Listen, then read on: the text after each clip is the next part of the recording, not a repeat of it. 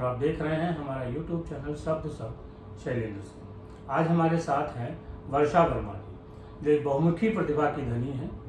आप साहित्यकार हैं, आपकी 3 बुक्स प्रकाशित हो चुकी हैं। इसके अलावा आप समाज सेवा में, आपने कोरोना पीरियड में बहुत अच्छे काम किए हैं, जिनको लेके फोर्ब्स तक में इन पे आर्टिकल लिखे गए हैं। और इसके अलावा उन्होंने फिल्म, मॉडलिंग, फिल्मों में जो गीत लिखे जाते हैं वहाँ तक का भी कार्य किया है। ये जो पूरी इनकी यात्रा है उस पर हम आज बात करेंगे। और सबसे पहले साहित्य पे। तो वर्षा जी, बहुत बहुत स्वागत है आपका। बहुत बहुत धन्यवाद सर आपका। साहित्य लेखन कैसे शुरू हुआ? साहित्य लेखन के बारे में मैं कहूँ, एक लंबी जर्नी है। और मुझे ऐसा लगता है कि कोई भी व्यक्ति या तो उसको विरासत में चीज़ें मिले, और जिनको ये चीज़ें विरासत में नहीं मिलती हैं तो शायद आपके जीवन की कोई ऐसी घटना होती है, कोई ऐसा दर्द होता है जो एक आह बन के निकलता है आपकी डायरी पे, उन कोरे कागज़ों पे और कलम के ज़रिए। तो मेरे साथ कुछ ऐसे ही हुआ कि एक दर्द भरी घटना मेरे जीवन में हुई। मेरा कोई ऐसा बैकग्राउंड नहीं है, और एक उस दर्द ने, जो उस घटना ने मुझे इतना झकझोर दिया था कि मैं मजबूर हो गई कि मुझे लिखना पड़ा। और अगर मैं नहीं लिखती तो शायद मैं डिप्रेशन में चली जाती, या बहुत हम परेशान रहते। तो जब उस दर्द को मैंने कोरे कागज़ पे उकेर के रखा, उसके बाद काफ़ी मैं हल्का महसूस होने लगा।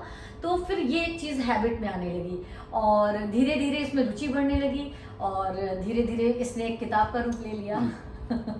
ये वो किताब है शब्द मेरे, कविता तेरे नाम की।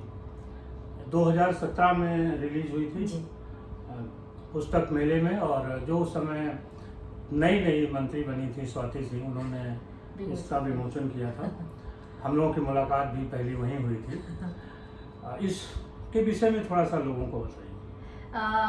ये कविता, मैं आपको पहले बात तो बताऊं कि इस कविता का टाइटल मुझे बहुत पसंद है। इनफैक्ट जो इसका टाइटल है शब्द मेरे, कविता तेरे नाम की, मुझे लगता है कि जितने लोगों ने इस टाइटल को सुना उनको ये टाइटल बहुत पसंद आया। और जैसे कि क्लियर है कि इसमें दर्द है, इसमें छोटी छोटी कविताओं में ही एक छोटी छोटी सी स्टोरीज हैं जिसको आप अपने से कोरिलेट कर लेंगे। और कोई भी वो चीज़ बहुत बेहद खूबसूरत हो जाती है जब आप किसी चीज़ को अपने चीज़ से जोड़ लेते हैं, अपने दर्द से, या अपने प्रेम से, या अपनी किसी छोटी सी स्टोरी से। जब आप अपनी चीज़ों से किसी को जोड़ते हैं तो वो एक बहुत स्पेशल हो जाती है।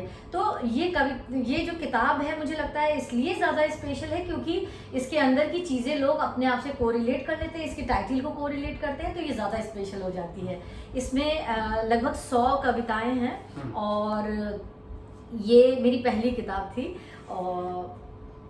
और ये आपकी दूसरी किताब है जो योर कोट्स पे लोग लिखते हैं, और उसका संकलन है। जी जी जी। इसका क्या विषय रहा? ये हमारी दूसरी किताब है। ये एक ऐप है योर कोट, उसके लिए मैं लिखती हूँ। और अभी वो लगभग 1000 से ऊपर ये कोट्स मैं इसमें लिख चुकी हूँ। और ये कॉफ़ी टेबल बुक आप कह सकते हैं कि सिंपल कॉफ़ी पीते पीते आप इसको जैसे कि देख सकते हैं। इसकी स्पेशलिटी ये है कि ये जितना भी ये डिज़ाइन किया गया है, ये मेरे द्वारा खुद किया गया है। हाँ, फोटो भी आपका? हाँ, कई फोटोज भी बीच में हमारी हैं टाइटल के साथ में। मतलब मॉडलिंग करने का ये आपको लाभ मिला। हाँ, कह सकते हैं आप। और इसको पूरा मैंने डिज़ाइन खुद किया है, तो ये अपने आप में एक स्पेशल किताब इसलिए हो जाती है क्योंकि मैंने इसको खुद डिज़ाइन की। इस किताब और ख्वाहिश ये मेरी तीसरी किताब, ये भी कॉफ़ी टेबल बुक है। इसको भी पूरा, ये भी कस्टमाइज्ड है। और इसका ये बिल्कुल डिफरेंट इसलिए है कि अगर आप चाहें, इस किताब के जो पन्ने दिए गए हैं यहाँ से ये आप ब्रेक करके, अगर आप जैसे किसी को तोहफा देना चाहते हैं, या आप, या मान लीजिए जो इसमें कोट्स हैं कार्ड टाइप में, आप इसमें पीछे यस एग्जैक्टली, आप इसमें छोटा सा कोई मैटर लेके, या आप इसको इन्विटेशन कार्ड भी बना करके आप किसी को तोहफा स्वरूप दे सकते हैं। तो इसकी स्पेशलिटी ये है ख्वाहिश, जो हमारी तीसरी किताब है। आगे साहित्य में क्या इरादा है? हाँ, भगवान ने चाहा तो बहुत जल्दी मेरी एक पूरी किताब का मटेरियल रेडी रखा है। बस मैं वेट इस चीज़ का कर रही हूँ कि एक थोड़ा सा अच्छा समय आ जाए, ताकि एक अच्छी चीज़ को जब हम मार्केट में लाएं तो उसको लोग पॉजिटिवली लें। मटेरियल रेडी है। अगर आप सब्जेक्ट हमारा पोइट्री है और उसमें सारे रस हैं। अच्छा। हाँ, जैसे कि हमारी शब्द मेरे कविता तेरे नाम में भी सारे रस मिलेंगे आपको। मेरा जो लेखन है वो किसी एक पर्टिकुलर से दर्द पे या किसी एक उस पे नहीं है, उसमें सारे दर्द सम्मिलित हैं। तो एक मिक्स जब टॉपिक होते हैं तो इंटरेस्ट बना रहता है जो व्यक्ति पढ़ रहा होता है। अगर आप सिमिलर सिर्फ एक ही प्रकृति पे लिखेंगे या लव पे लिखेंगे, जो आप सिमिलर टॉपिक होता है, तो मुझे लगता है कहीं ना कहीं वो मोनोटोनस हो जाता है। तो वो मोनोटोनस नहीं रहेगी किताब, उसमें सारी चीज़ें मिक्स होंगी। अच्छा, ये तो साहित्य था। फिर आपने समाज सेवा शुरू की। समाज सेवा पहले भी करती थी, लेकिन वो एक ऑर्गेनाइज्ड रूप नहीं था। फिर आपने एक संस्था बनाई और उसके जरिए काम शुरू किया। तो कैसे वो संस्था बनाई और उसके पहले का क्या यात्रा थी समाज सेवा की? मैं जब स्कूल टीनेज में थी तो स्कूल से आने के बाद में जैसे बच्चे क्या करते हैं कि बैग रख के खाना खाते हैं और खेलने भाग जाते हैं, या मम्मी ठोक पीट के सुला देती हैं। तो हमारी मम्मी ठोक पीट के सुलाती नहीं थी, हम उनसे परमिशन लेते थे। मैं आपको बताऊं, मेरी जो भी जर्नी रही आज तक की, अब तक की जो भी जर्नी रही, बिफोर मैरिज हमारे माता पिता का बहुत सपोर्ट रहा। तो कभी कोई काम करने में मुझे बहुत मनाना नहीं पड़ा, मुझे कोई चीज़ आड़े नहीं आती थी। शादी के बाद हमारे हस्बैंड इतने कोऑपरेटिव मिले, मम्मी पापा के सेम नेचर के मिले, तो शादी के बाद भी कोई अड़चन नहीं आती है। जो हम करना चाहते हैं वो बहुत स्मूथली और बहुत मन से कर पाते हैं चीज़ें। शायद इसीलिए हम कर भी पाते हैं, क्योंकि इतना परिवार का सपोर्ट मिलता है। तो हम क्या करते थे कि घर जाके खाना खाया स्कूल से आने के बाद में, और कोशिश करते थे कि 1 घंटा अपना जो नियरेस्ट हमारे जो मेडिकल कॉलेज, जो लखनऊ का सबसे बड़ा अस्पताल है, मेडिकल कॉलेज हमारे घर के पास था। तो कोशिश करते थे कि साइकिल से मैं 1 घंटे के लिए मेडिकल कॉलेज जाती थी। किसी के लिए जूस ले आना, किसी की रिपोर्ट्स कलेक्ट करके लाना, या किसी का पैर दबा देना। ये काम मेरे लिए छोटा नहीं था, ये सेवा छोटी नहीं थी। वही सेवा ने अब बड़ा रूप ले लिया है, वो धीरे धीरे बहुत बड़ा रूप ले लिया है। फिर डेस्टिट्यूट पीपल्स पे हमारा काम स्टार्ट हुआ। तो डेस्टिट्यूट पीपल्स को सड़कों से उठाना, जिनके बड़ी बड़ी बीमारियां होती हैं या जिनके घर वाले सड़क पे छोड़ जाते हैं, गैंग्रीन जैसी बीमारी हो जाती है, टीबी हो जाती है, ऐसी कई बीमारियां होती हैं, या मानसिक रूप से विक्षिप्त हो जाते हैं। तो ऐसे लोगों को सड़कों से उठाना, उनको हॉस्पिटलाइज कराना, उनके लिए खाने पीने का इंतज़ाम कराना, उनको स्वयं अपने हाथों से नहलाना धुलाना, ये सारी चीज़ें हमारी रेगुलर बेसिस पे चलती हैं।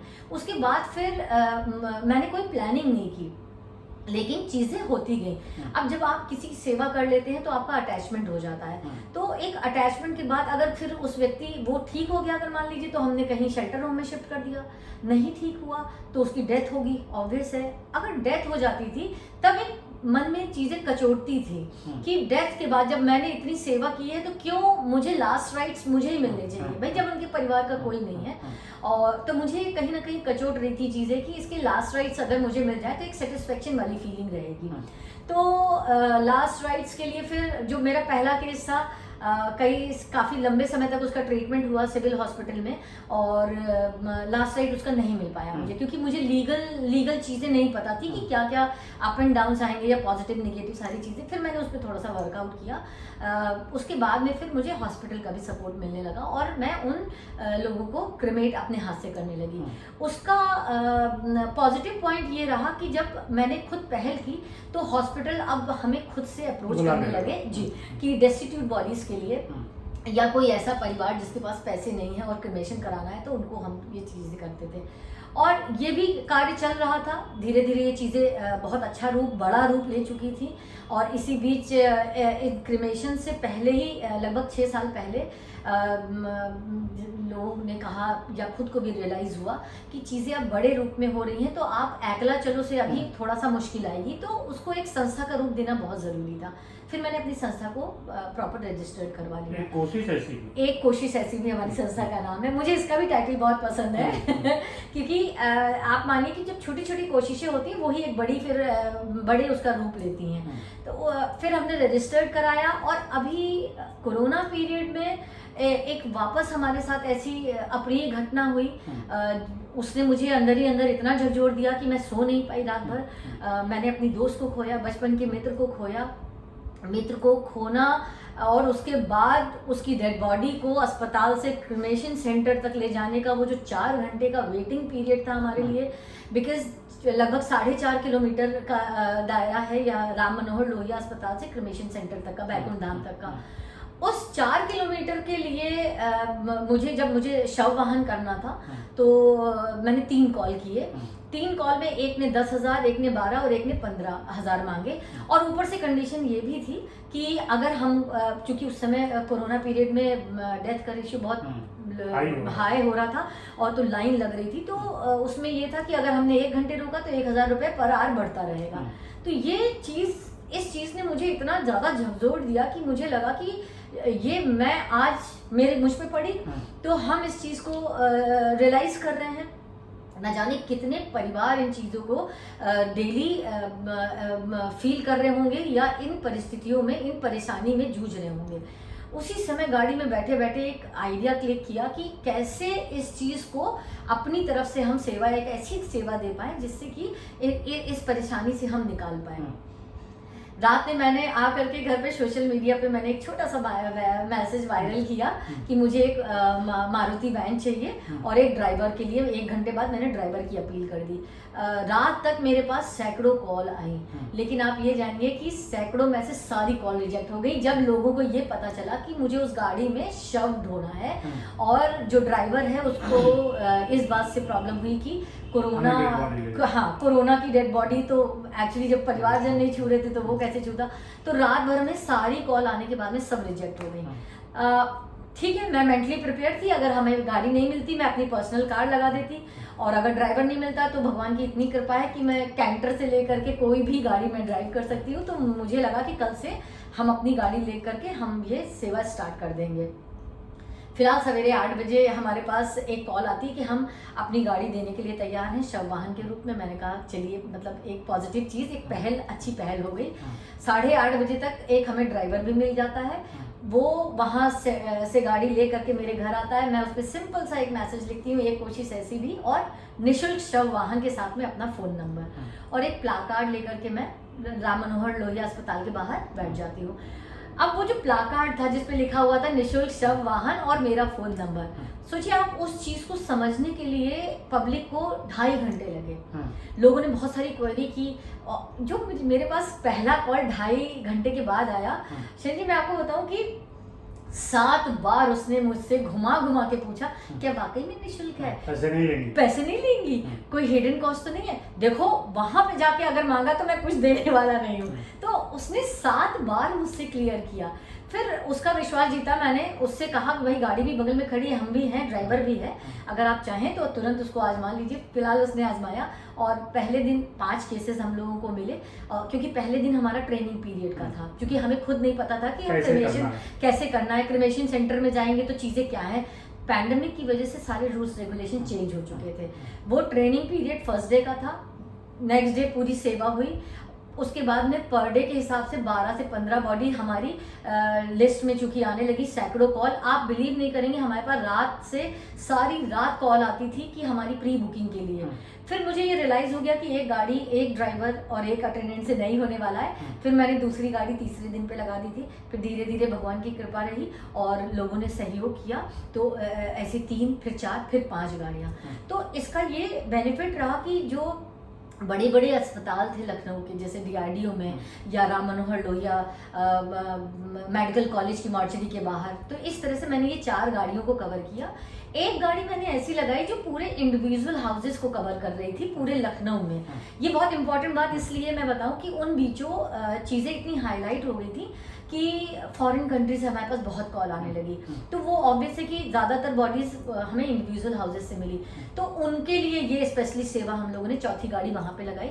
एक गाड़ी के लिए मुझे एम्बुलेंस का रूप देना पड़ा, जिसमें ऑक्सीजन हम लोगों ने रखवाया, और जो हमसे हो पाया। उस समय तो बहुत क्राइसिस थी चूँकि ऑक्सीजन और हर चीज़ की, फिर भी आशुतोष टंडन जी जो हमारे माननीय मंत्री जी हैं, उनके सहयोग से हमें एक ऑक्सीजन मिला, उन्होंने कहीं से अरेंज कराया। और फिर मैंने एक एम्बुलेंस ऐसी रेडी की क्योंकि उस समय एम्बुलेंस की भी रेट्स बहुत हाई हो गए थे, और तो उनके इस सहयोग से फिर हम लोगों ने क्या किया कि एम्बुलेंस भी हम लोगों ने चलवाई।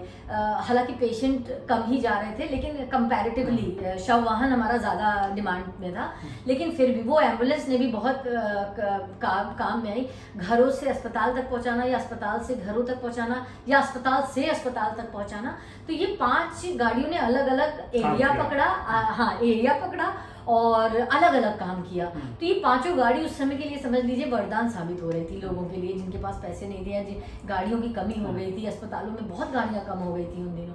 और 2 सेवाएं मैं आपको बताऊं शैन जी की, 2 सेवाएं और जुड़ी थी इसमें। जब भाई चूंकि कोरोना बॉडीज थी, तो मुझे पीपीई किट में ही सारा क्रेमेशन कराना था उन लोगों का। तो पीपीई किट पहनने के बाद, और वो जो 40 या 42 का जो टेम्परेचर होता था, प्लस जब हम क्रिमेशन सेंटर जाते थे तो वो जो एक लाइन से शवों का जो जल रही होती थी, तो इन तीनों की हीट आप इमेजिन कर सकते हैं। और आप विश्वास जानिए, अगर आप नॉर्मल डेज में भी पीपीई किट पहनेंगे तो आपका तुरंत मुंह सूखने लगेगा, आपको चक्कर आने लगेगी, क्योंकि आपकी स्वेटिंग हो जाती है। तो आई रियलाइज कि ये इस समय मैंने कई लोगों को देखा कि वहाँ पे वो बेहोश तक हो गए। मैं खुद बेहोश हुई वहाँ पे, क्योंकि कोई हम लोग डेली में तो हैबिचुअल है नहीं पीपीई किट पहनने का। तो ये सारी चीज़ों ने मुझे रियलाइज कराया। अच्छा, बाहर क्या हो रहा था, आपदा को अवसर में बदलने का काम, बहुत जोरों से दुकानें चल रही थी। एक पानी की बोतलें आप ये मानिए कि 70, 80, 100 रुपए में बिक रही थी। अच्छा, जो व्यक्ति परेशान है, जो व्यक्ति अस्पताल से आ रहा है, वो जरूरी नहीं कि पैसा लेकर के आए। तो लोगों को मैंने उनके अंदर वो देखा कि एक घूंट की अहमियत क्या थी। फिर मुझे लगा कि ये सेवा इस सेवा से कम नहीं है। आप एक जल के एक बूंद की, एक घूंट की अहमियत से आप किसी का जीवन बच सकता है उससे।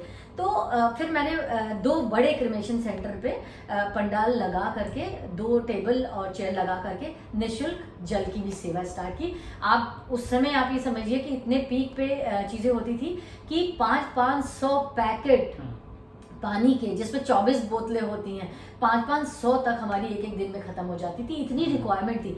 और उन्हीं बीचों फिर ये कुछ धमकी भी आई थी कि पानी, चूँकि उनकी दुकान पे लात पड़ रही थी तो धमकी आई। खैर, और फिर मैंने ये भी एक चीज़ और रियलाइज़ की कि जो उन दिनों पुलिस वाले जो ड्यूटी पे थे, सर्विस पे, जो लगातार सेवाएं दे रहे थे, और सारी तरफ चूंकि कोरोना में दुकानें बंद थी, वहाँ, और जो क्रिमेशन सेंटर पे जो नगर निगम में 100 कर्मचारी लगा रखे थे अलग अलग सेंटर पे, तो उन 2, चूंकि वो दिन भर काम कर रहे थे, उनके लिए 2 टाइम का खाना के जो इंतजाम था उससे शायद नहीं पूरा हो पा रहा था।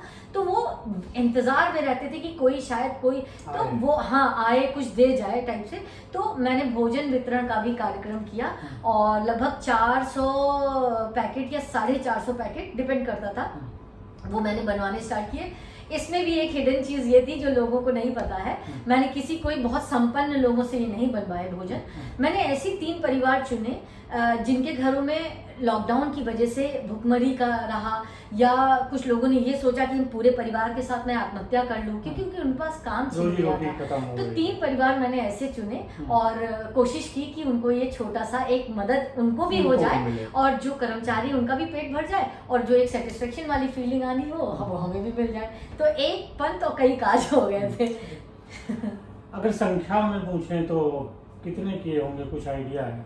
वैसे on paper, exactly on paper मेरे पास पूरा रिकॉर्ड है। मैंने अलग अलग गाड़ियों में, स्टार्टिंग का अगर आप छोड़ दें, चूंकि मुझे पता ही नहीं था कि चीज़ें कैसे करनी है, वो तो जब आप कुछ काम करने लगते हैं, सेवा करने लगते हैं, तो आपको लगता है कि ये प्रिकॉशन लेना चाहिए और ये चीज़ें होनी चाहिए। तो 5-7 दिन के बाद मैंने एक डायरी मेंटेन की थी जो हर अलग गाड़ियों में रहती थी।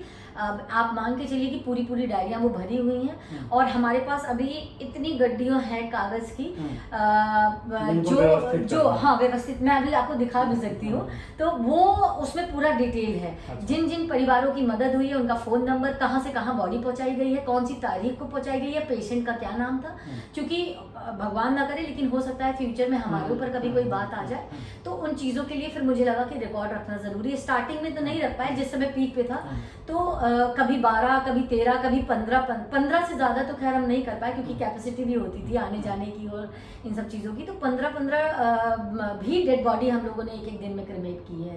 तो इस तरह से आंकड़ा हम एग्जैक्ट तो नहीं बता पाएंगे आपको। बहुत कुछ सीखा आपने इस दौरान, रिश्तों को संभलते टूटते और देखा। बहुत। कुछ ऐसा कोई अनुभव जो आप शेयर करना चाहती हो लोगों के साथ? मैं आपको बताऊं, हर दिन हर एक केस में कहीं ना कहीं कोई ना कोई एक छुपी हुई स्टोरी होती थी, एक किस्सा होता था, एक किरदार होता था। बहुत सारी घटनाएं ऐसी हुई जो अंदर तक मुझे जिन्होंने झकझोर दिया। रिश्तों को जहाँ मैंने बहुत टूटते हुए देखा, वहीं पे हमने देखा कि इसी में एक बाउंडिंग भी क्रिएट हुई। जो फॉरेन कंट्री में बैठे हुए थे वो कसमसा के इस बात पे रह गए क्योंकि उनको यहाँ आने को नहीं मिला और उनके पेरेंट यहाँ पे एक्सपायर कर गए थे।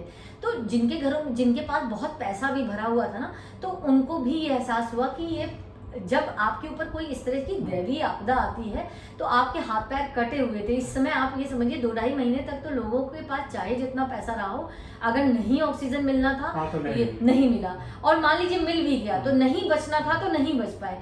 आप चाहे जितने पावर वाले व्यक्ति हों, अगर आपको एडमिशन नहीं मिलना था तो नहीं मिला, और मिल भी गया तो जरूरी नहीं कि बच भी पाए। तो ऐसी बहुत सारी चीजें जितना मैंने टूटते हुए देखा उतना मैंने शायद बाउंडिंग मैंने लोगों के अंदर ये भी एहसास देखा कि अभी पैसे में कुछ रखा नहीं है।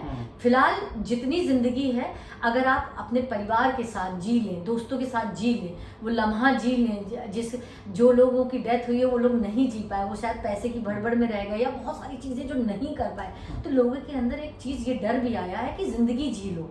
अभी पैसे का भड़बड़, मुझे ऐसा एहसास होता है कि लोगों के अंदर पैसे की जो एक हवस थी वो कम हुई है। अभी उनको रिश्तों की अहमियत भी समझ में आई है थोड़ी। तो और ऐसे ही सेम टाइम हम आपको ये भी बताएं कि 50 सैकड़ों परिवार ऐसे रहे कि जिनके घर में डेड बॉडी पड़ी रही, और बहुत सारे परिवार ऐसे थे जिन्होंने बहाना बनाया कि हमारी परिवार कोरोना में है, चूंकि उनको अगर ऐसा लग रहा था कि कोई एक ऐसी संस्था है जो क्रिमेशन का पूरा जब स्वयं उठा रही है तो मैं बच जाऊं, मुझे ना हो कोरोना। तो ऐसे भी परिवार मैंने देखे जिन्होंने हाथ भी नहीं लगाया, खड़े होकर वीडियोस भी बनाए। मैं आपको एक छोटी सी घटना बताती हूँ, ऐसे तो बहुत सारी घटनाएं हैं पर डे पर केसेस के हिसाब से।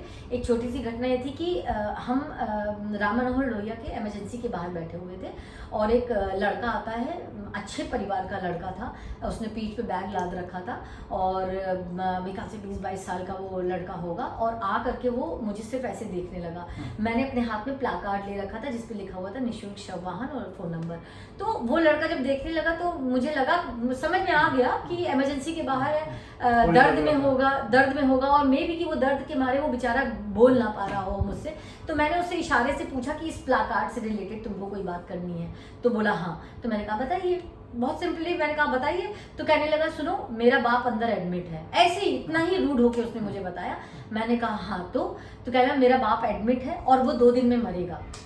मैंने कहा कि अरे आप ये कैसी बातें कर रहे हैं? कह रहे मुझे आप सुनिए, मेरा बाप एडमिट है और ये 2 दिन में मरेगा और उसका क्रिमेशन तुम करोगी। उसने ऐसे रूडली बात की मुझसे। मैंने कहा अरे हाँ आप हैं तो मैं क्यों करूंगी भाई, जब आप बेटा मौजूद है तो हम क्यों करेंगे।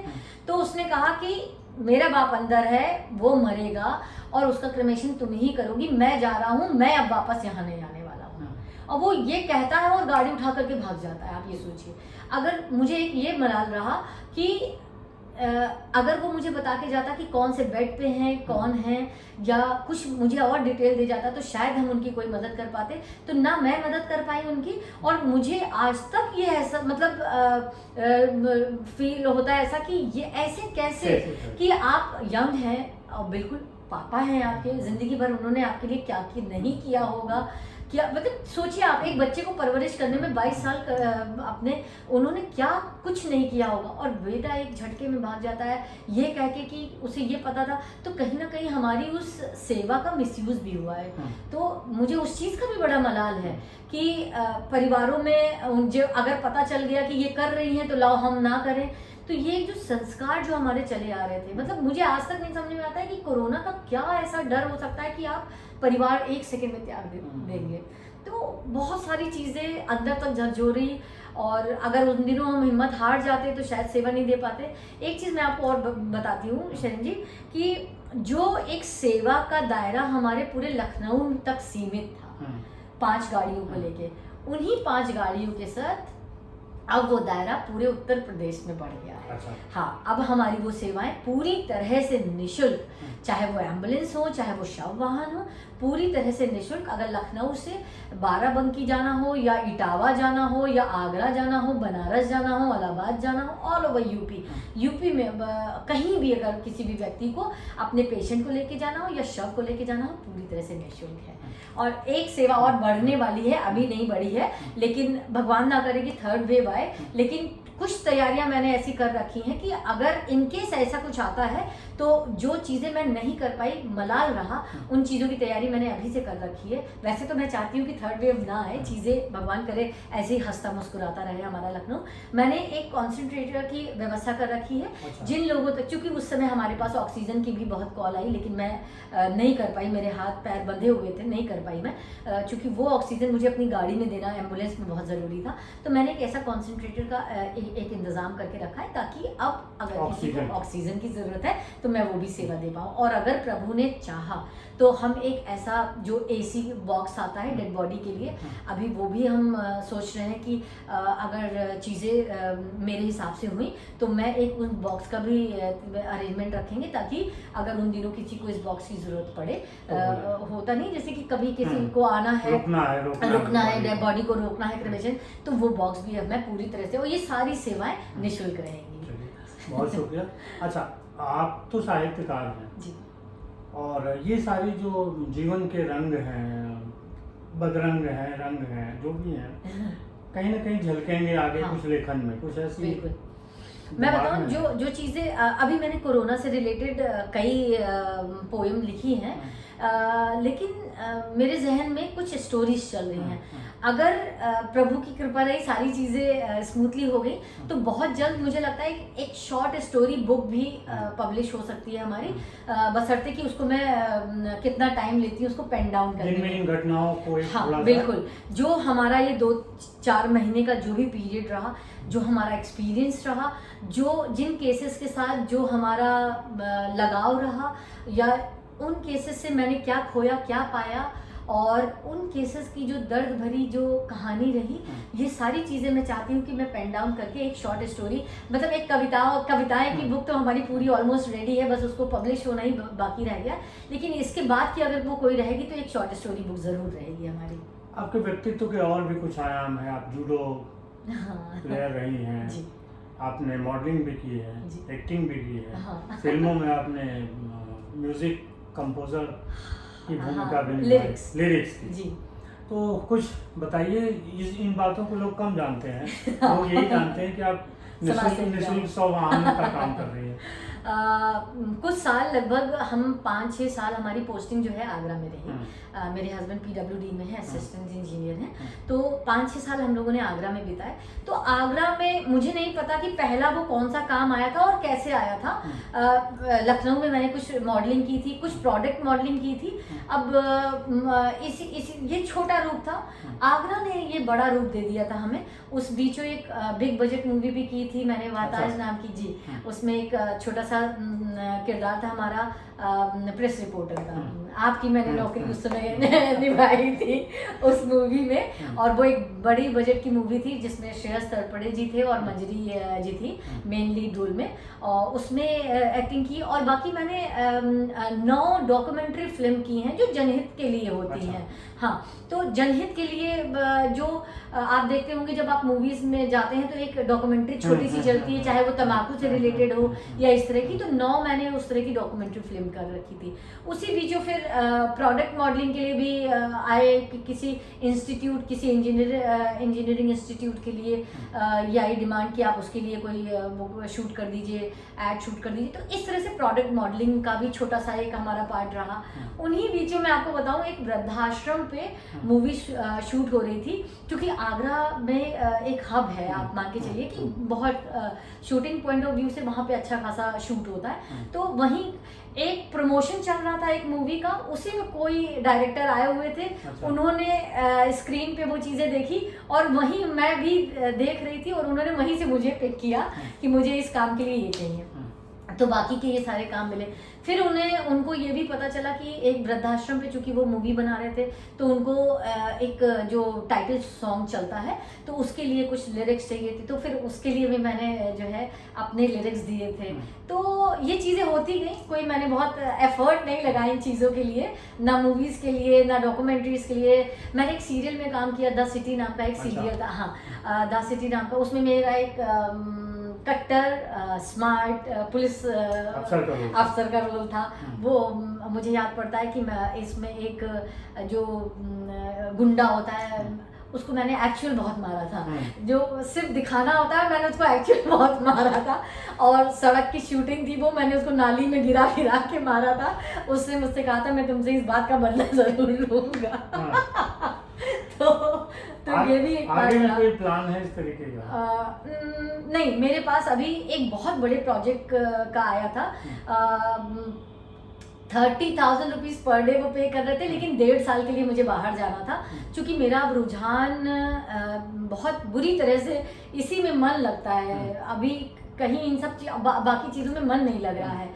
हालांकि जूडो से रिलेटेड, सेल्फ डिफेंस से रिलेटेड अगर हमारे पास किसी कॉलेज या किसी स्कूल से कहीं से भी कोई कॉल आती है सेल्फ डिफेंस की ट्रेनिंग के लिए, या गुड टच बैड टच इस तरह की कोई ट्रेनिंग से आती है, तो ये तो मैं दे देती हूँ लखनऊ में, इस चीज़ में तो है। लेकिन मुझे नहीं लगता, मैंने वो ऑफर भी ठुकरा दिया। हाँ, क्योंकि अब चेंज हो गई हैं चीज़ें। अभी रुझान सिर्फ मन इसी में लग रहा है। जॉब भी छोड़ दी मुझे, क्योंकि अब सिर्फ मन इन्हीं दोनों चीज़ों में लग रहा है, या तो साहित्य या तो सेवा। तो इन सारी चीजों के पीछे आपकी ताकत कौन है? कौन मदद करता है? परिवार। शादी से पहले भी और शादी के बाद? शादी से पहले भी और शादी के बाद भी परिवार का सपोर्ट। मेरा ये मानना है, यदि परिवार आपका साथ नहीं देगा, आप लड़ झगड़ के 1 दिन 2 दिन 10 दिन साल भर काम कर पाएंगे, फिर आप मन नहीं लगेगा। मेरा मन भी शायद इसलिए लगता है क्योंकि परिवार का भरपूर साथ रहता है। शादी से पहले हमारी जो मम्मी पापा या भाई बहन थे, जब उन्हें कोई फर्क नहीं पड़ता। मैं आपको बताऊं, ये चीज़ें भी मुझे उन्हीं से मिली हैं। ये जो ब्लड में मेरे चीज़ें हैं सेवा वाली, वो मैंने अपने माता पिता को देखा है। ओल्ड लखनऊ में मेरा घर है, काफ़ी बड़ा घर था और ठीक ठाक फैमिली से हम बिलोंग करते थे।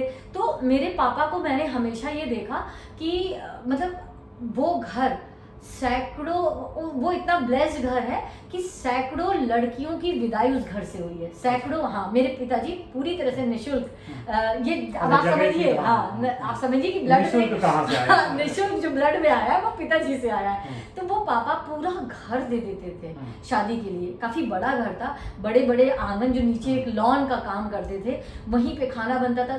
3-4 मंजिले का घर था, तो जो ऊपर की जो छतें होती थी वहाँ पे पूरा मान लीजिए कि गोद भराई भी हो गई, तिलक भी हो गया, शादी भी हो गई। तो सैकड़ों परिवारों की शादी मैंने देखा पापा ने अपने उसी घर से हुई। समरसेबल मुझे लगता है कि उन दिनों सबसे पहले हमारे पिताजी के यहाँ लगा, तो पूरे मोहल्ले में पानी जाता था। बाहर का एक टैप लगवा दिया गया था, तो पूरे मोहल्ले में पानी जाता था। ऐसी छोटी छोटी चीज़ें। अगर हम चार भाई बहन थे, तो जब हम लोग को आइसक्रीम खाने का मन होता था, तो उधर उस समय एक राडला आइसक्रीम बहुत फेमस हुआ करती थी। अब तो बहुत बड़े बड़े ब्रांड्स आ गए, हाँ, लेकिन उस समय राडला आइसक्रीम, तो पापा क्या करते थे, पूरा ठेला अंदर बुलवा लेते थे। और जैसे 2-4 मोहल्ले में बच्चे नहीं घूमा करते थे। अब तो ये कल्चर नहीं रहा बच्चों का कि सड़कों पे खेलें। पहले जो बच्चे सड़कों पे खेलते थे, तो अगर आप 2 लोगों से कह दीजिए बच्चों से कि आइसक्रीम बट रही है, तो पूरा मोहल्ले के सारे बच्चे आ जाते थे। तो हमें सबसे आखिरी में नंबर आता था, पहले उन बच्चों का नंबर आता था। अच्छा, वो परख भी गया था आइसक्रीम वाला इसी उससे। और हर संडे जैसे पापा पूरा गेट ओपन करते थे, टॉफ़ी, चॉकलेट, बिस्किट, दवाइयाँ, ये सारी चीज़ों का वितरण होता था। तो ये पिताजी और माताजी से आई। माताजी को मैंने उस लेवल तक की सेवा करते हुए देखा है कि आप इमेजिन नहीं कर सकते हैं। तो ये जो सेवा का आया ब्लड में, वो माता पिता से आया। और बाद में फिर हस्बैंड का सहयोग, परिवार, आप ये समझिए कि शादी के बाद लाइफ एकदम चेंज हो जाती है लड़कियों की। नया कल्चर, नया परिवार, सारी चीज़ें। लेकिन टचवुड बाउंडिंग हम लोगों की बहुत अच्छी है। मुझसे 1000 गुना ज़्यादा सेंसिटिव, मुझसे 1000 गुना ज़्यादा समझदार, मुझसे 1000 गुना ज़्यादा केयरिंग मेरे हस्बैंड हैं चूँकि। तो वो चीज़ें भी उन्होंने कोरोना पीरियड में, वैसे तो वो उनकी पूरी सहमति रहती है, लेकिन कोरोना पीरियड में ना चाहते हुए भी उनको लगा कि ये चीज़ें अब इस समय इसको रोकना ठीक नहीं है। तो उस चिंता को उन्होंने केयर में बदला और पूरा सपोर्ट रहता है, बिटिया का पूरा सपोर्ट रहता है। और शायद इसीलिए मैं बिंदास इतना, अब आप ये समझिए जिस दिन हमारे ड्राइवर या गाड़ियाँ अलग तरह से व्यस्त हैं और ड्राइवर नहीं होता है, तो मैं खुद गाड़ी उठा करके सीतापुर, उन्नाव सब निपटा देते हैं, हरिद्वार या हरदोई सब मैं खुद निपटा देती हूँ। तो अगर परिवार का सपोर्ट, हस्बैंड का सपोर्ट ना हो चीज़ें, तो फिर नहीं हो सकती हैं। तो भरपूर, मैं बहुत धनी हूँ इस मामले में। प्रभु के साथ साथ पूरे परिवार का, दोस्तों का, आप सबको बड़ा सहयोग रहता है। चलते चलते कुछ बातें जो आप हमारे दर्शकों को कहना चाहते हैं? बिल्कुल। जो ये पहली बात तो मैं बहुत आपका धन्यवाद कहना चाहूँगी कि इतने बड़े प्लेटफॉर्म पे आपने इस काबिल मुझे समझा कि एक इतना बड़ा प्लेटफॉर्म दिया। और एक छोटा सा मैसेज हर वर्ग के लिए, चाहे छोटा बड़ा, जो व्यक्ति भी इसको देख रहा हो, इस प्रोग्राम को देख रहा हो, मैं सबके लिए एक छोटा सा बस सिंपल सा मैसेज देना चाहूँगी। क्योंकि हम लोगों ने अभी बहुत जल्द ही बहुत बुरा टाइम देखा है।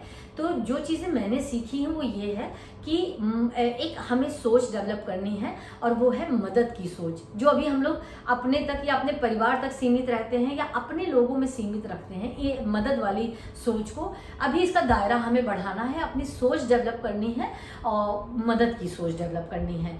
हाँ, मदद छोटी या बड़ी नहीं होती है। मदद आप ये समझिए कि हो सकता है आपके घर में 5 रोटियां बनी हों, वो एक एक्स्ट्रा हो, तो जो आपके घर की एक एक्स्ट्रा रोटी है वो किसी परिवार के किसी सदस्य की जान बचा सकती है। तो एक सोच डेवलप करनी है मदद की, और आप मदद की सोच डेवलप करिए, मदद करते रहिए और हंसते मुस्कुराते रहिए। बहुत शुक्रिया वर्षा जी। बहुत और सभी साथियों, आपका भी बहुत शुक्रिया, आपने इतना समय निकाल के हम लोगों को सुना। बहुत शुक्रिया एक बार फिर, आपका भी बहुत शुक्रिया। Thank you so much.